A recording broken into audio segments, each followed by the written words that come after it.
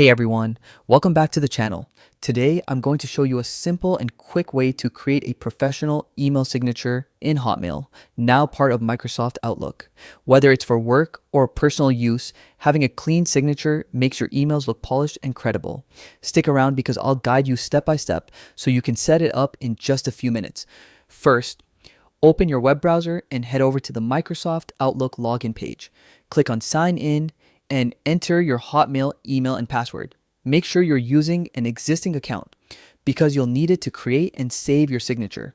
Once logged in, you'll land on your Outlook homepage. Next, look to the top right corner and click on the gear icon to open settings. From the dropdown, select Account to access your account settings. This is where all the magic happens, including managing your signature. Scroll to find the Signatures section. Click on it and you'll see the signature editor. Here, you can enter your name, job title, and contact details.